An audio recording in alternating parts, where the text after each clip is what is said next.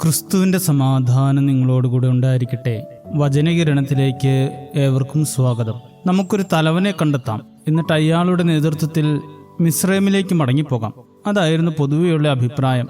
ഇനി മോശയുടെ കീഴിൽ നിന്നിട്ട് കാര്യമില്ല, ഇവൻ നമ്മെ കൊല്ലാൻ വേണ്ടി കൊണ്ടുവന്നിരിക്കുകയാണ്. ആളുകളുടെ ആരവവും ബഹളവും വർദ്ധിച്ചതോടെ മോശ ആകെ വിഷമാവസ്ഥയിലായി. ദൈവത്തിന്റെ കൽപ്പന അനുസരിച്ചാണ് 12 പേരെ കനാൻ നാട് ഒറ്റുനോക്കാൻ പറഞ്ഞുവിട്ടത്.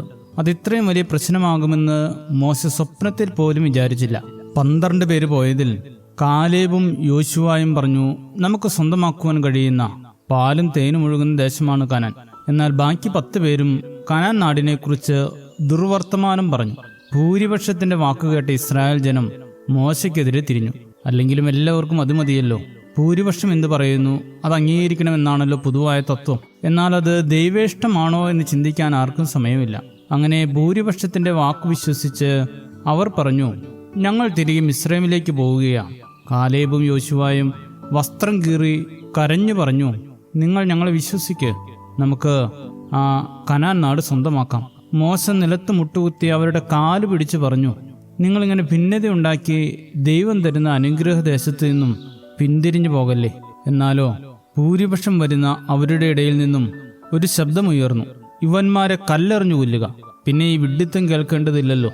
എന്നാൽ ദൈവം അവരെ മരണത്തിന് വിട്ടുകൊടുക്കാൻ തയ്യാറായിരുന്നില്ല.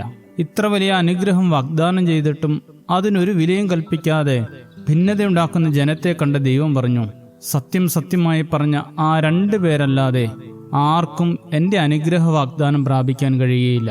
20 ദിവസത്തെ യാത്രയ്ക്ക് പകരം 40 വർഷം മരുഭൂമിയിൽ അലയേണ്ടി വന്നു അവർക്ക്. മിസ്രൈമിൽ നിന്ന് പുറപ്പെട്ടവരിൽ യോശുവായ്ക്കും കാലേബിനുമല്ലാതെ ഒരാൾക്ക് പോലും കനാൻ നാട്ടിൽ പ്രവേശിക്കാൻ കഴിഞ്ഞില്ല.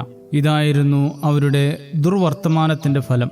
ഇസ്രായേൽ ജനത്തിന്റെ ഇടയിൽ ഭിന്നതയുണ്ടാക്കി അഭിഷിക്തനായ മോശയ്ക്കെതിരെ പിറുപിറുത്ത ആ 10 പേരും ബാധയേറ്റു മരിച്ചു വീണു. പലപ്പോഴും ഭിന്നത സൃഷ്ടിക്കുന്നവർ ഓർക്കുന്നില്ല അതിന്റെ ഫലം എത്ര കഠിനമായിരിക്കുന്നുവെന്ന്. വ്യക്തി താല്പര്യങ്ങളുടെ പേരിലോ അറിവില്ലായ്മയാലോ ജീവിതത്തിൽ വന്നുകൂടിയിരിക്കുന്ന നെഗറ്റീവ് എനർജിയാലോ ഒക്കെ എല്ലാത്തിനെക്കുറിച്ചും ദുർവർത്തമാനം പറഞ്ഞ് ഭിന്നതയുണ്ടാക്കുന്നവർ യഥാർത്ഥത്തിൽ ദൈവേഷ്ടമാണോ ചെയ്യുന്നത് എന്ന് തിരിച്ചറിയേണ്ടിയിരിക്കുന്നു. ഇടർച്ച വരുത്തുന്ന മനുഷ്യന് അയ്യോ കഷ്ടം. ഈ ചെറിയവരിൽ ഒരുത്തിന് ആരെങ്കിലും ഇടർച്ച വരുത്തിയാലോ അവന്റെ കഴുത്തിൽ വലിയൊരു തിരികല്ല് കെട്ടി അവനെ സമുദ്രത്തിന്റെ ആഴത്തിൽ താഴ്ത്തിക്കളയുന്നത് അവന് നല്ലത് എന്ന ക്രിസ്തുവിന്റെ വചനം കാതുകളിൽ മുഴങ്ങണം.